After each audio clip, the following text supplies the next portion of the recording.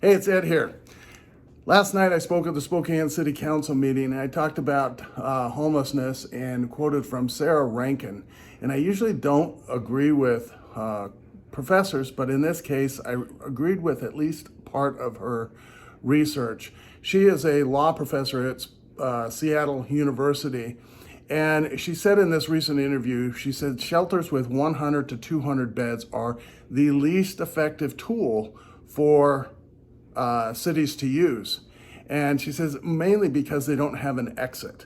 And if you think about it, you know, the socialization in when you put that many people together without treatment, without trauma treatment or addiction treatment, geez, what could go wrong?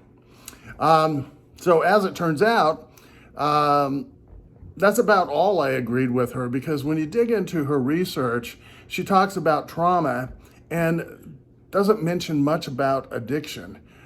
She talks about treating trauma and putting them in what she calls a low barrier shelter, but she calls it a permanent supportive housing, whatever that really means, but I'll get into that in a minute. So if you put people in a low barrier shelter and you don't treat both the addiction and trauma, or all three, and their mental illness, they're going to fail. She clearly doesn't understand how addiction and mental illness in the brain work. First, you have to want sobriety enough to follow the rules that are provided in a structured environment. If they want sobriety enough, they're going to follow the rules. And the rules need to be followed because this is how you rewire your brain. When you're out there on your own and you're homeless and you're not having to follow anybody's rules, that becomes your normal. Now, how are you going to maintain employment if you can't even follow rules? So first, we need to treat their addiction, their mental illness, and their trauma. And she talks about a housing first model. And I believe they need to live in a structured environment first and follow the rules, receive treatment for trauma, mental illness, and addiction. And this is the only way to rewire their brain. And if you don't do this, then if you put them in housing, they're going to lose their housing because they don't have any structure. They don't know how to follow rules. And here's a little snapshot from her research paper, which is 56 pages long. And most of it is, from a socialization perspective, or from a perspective of a person who really hasn't dealt with it much other than just interviewing people. She said, in traditional approach, housing was a carrot on a stick. If a person is experiencing homelessness, attending a program and refrained from using drugs or alcohol and stayed out of trouble, they were rewarded with a home of their own. Wonder why that's a problem. Aside from housing role as an incentive for treatment, providers feared that housing people actively using substance or avoiding mental health treatment would enable substance use and criminal behavior. Now, to me, that seems a little backwards. When you're talking about treating people and you put housing first, and then say, okay, now that you have a house that you don't know how to manage and you don't know how to follow rules, now you need to go get your treatment for mental illness and substance abuse and your trauma. Seems a little backwards. And if you look at other programs like Teen Challenge and UGM, who have been very, very effective, and you look at UGM, last year they put 650 people through their program, and it's an 18-month program, and they're very structured, and they had to be clean and sober, but those 650 people are now productive members of society. They have jobs and stable housing. So when you look at a research paper, you need to dig deep and see what it really means. Now, I love what she said, that the 100 to 200 bed shelters are not effective, but that's about where it ends.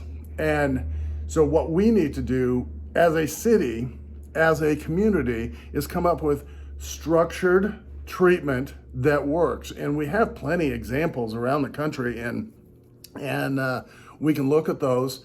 But you need to make sure that they are clean and sober, getting mental health treatment, getting treatment for their trauma, because if they've been on the street for any time at all, whether they were addicted before they got on the street or after, they're going to be struggling with addiction. They're certainly going to be struggling with trauma. Imagine this: you're sitting there in an environment that is complete squalor, like Camp Hopeless, or they call it Camp Hope. You're around a bunch of other people that are struggling with addiction, and now they say, "Hey, man, you can escape. Just try this." And at first you resist, and then all of a sudden you go, "Geez, I just can't stand this despair that I'm suffering." So then you use now. Wow, that was great.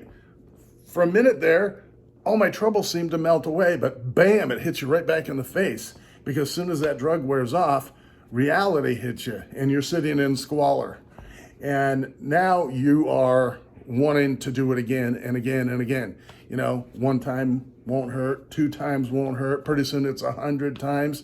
And now you are in an environment that if you don't get your drug of choice, you're going to be dope sick, especially heroin or opiates. You're going to be dope sick. So you're going to stay near your drugs. And one of the councilmen last night actually said that to me. He says, nobody talks about the dope sick. Well, dope sick is when you don't have the drug of choice in your body, and your body starts to rebel. Actually, it's your brain that starts to rebel and says, hey, I need that.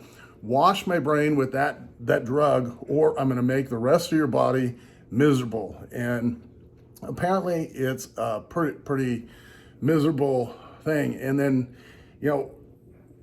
think about when you take someone to the hospital because they OD'd and you give them Narcan, and now they're no longer high. You saved their life, but now they're extremely dope sick. What do you think the first thing they're going to do? Their brain's going to say, go get me some of that drug and wash my brain with it, because I don't feel normal, and I'm going to make the rest of your body suffer until you do that.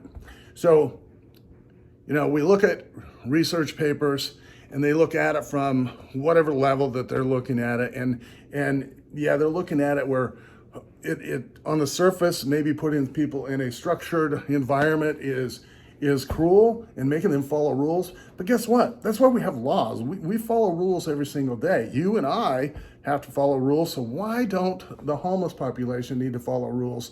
So, although I'm sure Sarah is well-meaning with all of her stuff that she's doing, but you need to look at the medical side of it. You need to look at the addiction side of it. You need to look at the treatment side of it. It's not just housing. It should be housing fourth. First, you get them just warm and dry. Then you get them into treatment for all 3 of those things. Then you get them socialized, because if you've been on the street, your social skills are out the window. Then you get them job training, and then you get them permanent housing. And if you do it in that order, the chances are much better that they're actually going to survive and maintain that house, that environment, and stay clean and sober and get back on their feet and be productive members of society. So let's focus on that. I said at the meeting last night that we need new leadership and new thinking. Well, there's some new leadership and new thinking right there. We need to reverse the model.